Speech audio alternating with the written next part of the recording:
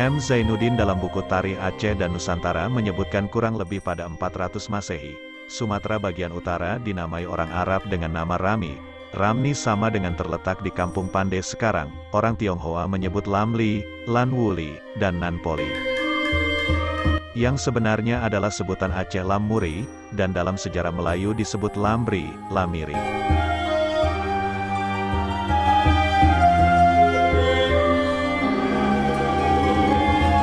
Sesudah kedatangan bangsa Portugis dan Italia biasanya mengatakan Acem, Acen, Acen. Sementara orang Arab menyebutkan Asyi, atau juga Dakem, Dagin, Dacin. Penulis-penulis Perancis mengatakan Ecen, Acen, Acin. Akhirnya orang Belanda menyebutkan Acem, Acim, Acin, Acein, Acin, Atsiem, Aceh sampai akhirnya menjadi Aceh. Orang Aceh sendiri mengatakan Aceh. Begitu pula nama daerah ini disebut dalam Tarikh Melayu, Undang-Undang Melayu, di dalam Surat Aceh Lama, Sarakata, dan pada mata uang Aceh.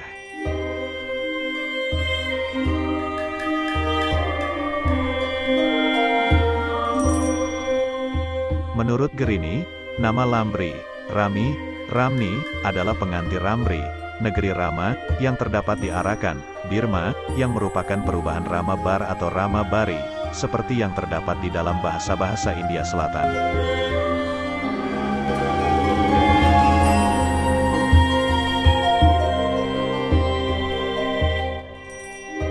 Kata ini diduga terbawa dari pesisir India Selatan, Coromandel, ke Sumatera Utara. Menurut Rolfair, asal kata dari Al-Ramni, atau Al-Rami adalah pengejaan yang salah dari kata Ramana sama dengan Arakan yang digunakan oleh orang Singhala, Sri Lanka. Hubungan Aceh dengan Birma berdekatan erat. Hal ini ditinjau dari berbagai nama kota di Aceh, banyak yang menyerupai nama-nama kota di Birma.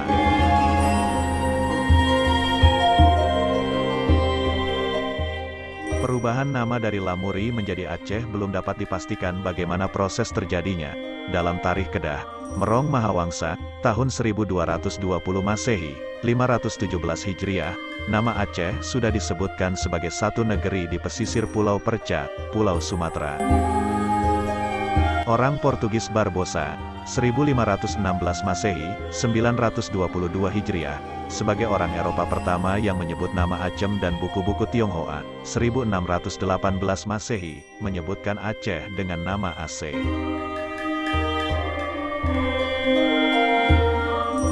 Inilah daftar raja-raja Lamuri pada masa awal.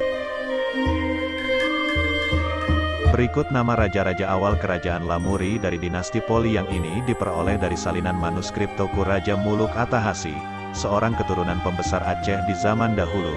Demikian pula juga angka-angka tahunnya.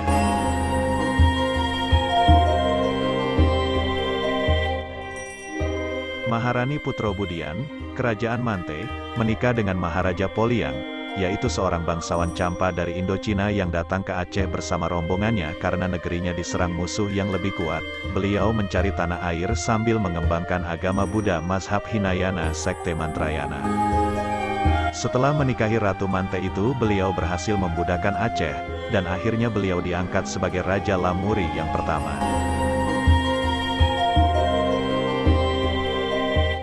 Adapun dinasti Poliang yang memerintah kerajaan Aceh Lamuri itu menurut catatan Dada Meraksa adalah sebagai berikut. 1. Maharaja Poliang, Raja Lamuri Buddha I.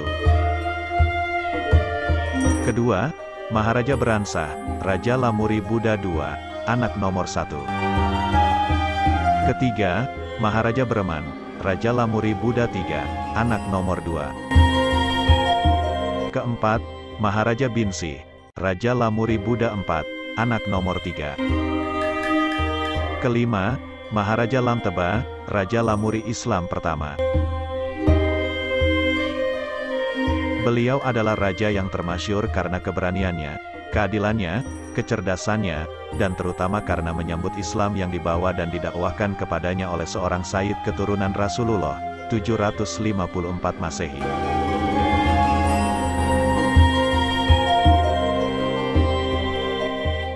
Keenam, Maharaja Gading, Raja Islam kedua, 786 Masehi, anak nomor 5 dan cucu nomor 4. Ketujuh, Maharaja Banda Hairullah, Raja Islam ketiga, 822 Masehi, anak nomor 6. Kedelapan, Maharaja Chut Samah, Raja Islam keempat, 870 Masehi, anak nomor 7. Kesembilan, Maharaja Chut Madin, Raja Islam kelima, 916 Masehi, anak nomor 8. Kesepuluh, Maharaja Chut Malim, Raja Islam ke-6, 963 Masehi, anak nomor 9. Ke-11, Maharaja Chut Sedang, Raja Islam ke-7, 1034 Masehi, anak nomor 10. Ke-12, Maharaja Chut Samlako, Raja Islam ke-8, 1082 Masehi, anak nomor 11.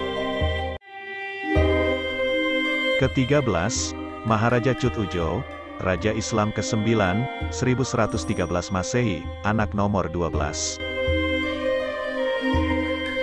Ke-14, Maharaja Chut Wali, Raja Islam ke-10, 1144 Masehi, anak nomor 13. Ke-15, Maharaja Chut Ubid, Raja Islam ke-11, 1171 Masehi, anak nomor 13 dan adik nomor 14. Ke-16, Maharaja Chut Dit, Raja Islam ke-12, 1185 Masehi, anak nomor 15.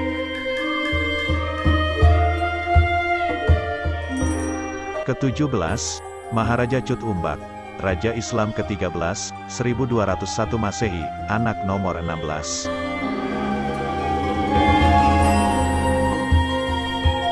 Ke-18, Maharani Putroti Seuno, Ratu Islam ke-14, 1235 Masehi, anak nomor 17. Sampai di sini, berakhirlah kerajaan Lamuri dinasti Poliang. Maharani Putroti Seuno menikah dengan Johansyah, yang kemudian menjadi Sultan Alaiddin Johansyah, pendiri kerajaan Darussalam, tahun 1205 sampai tahun 1235 Masehi.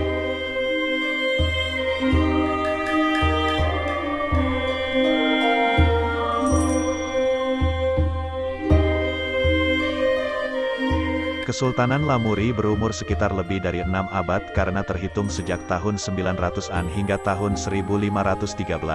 Kesultanan ini berakhir setelah menyatu bersama dengan beberapa kerajaan lain di Aceh ke dalam Kesultanan Aceh Darussalam.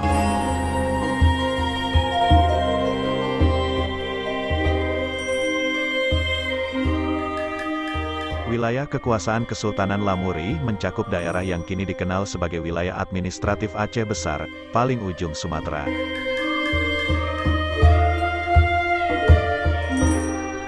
Struktur pemerintahan Kesultanan Lamuri tidak jauh berbeda dengan struktur pemerintahan yang berlaku di Kesultanan Samudera Pasai karena kedua kesultanan ini memiliki pola pemerintahan yang berdasarkan pada konsep Islam dan konsep maritim, kelautan. Dalam struktur pemerintahan Kesultanan Lamuri, Sultan merupakan penguasa yang tertinggi.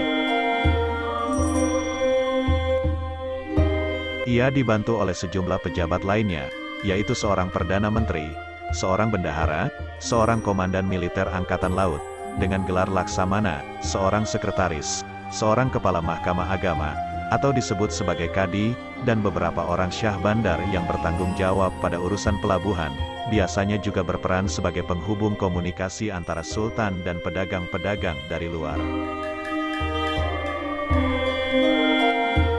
Kesultanan Lamuri merupakan kerajaan laut agraris, artinya, dasar kehidupan masyarakat di kesultanan ini di samping mengandalkan hasil pertanian juga mengandalkan hasil perdagangan yang dilakukan masyarakat sekitar dengan pedagang-pedagang dari luar, seperti dari Arab, India, dan Cina.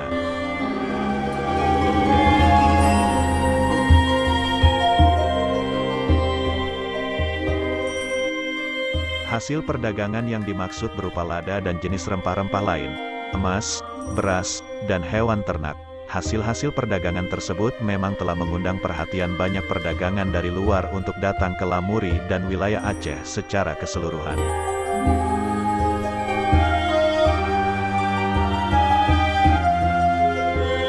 Terima kasih telah menonton channel TJ News 7. Jangan lupa dukung terus channel ini dan nantikan video terbaru lainnya dengan cara subscribe dan tekan tombol lonceng untuk mendapatkan update video terbaru dari kami. Semoga bermanfaat.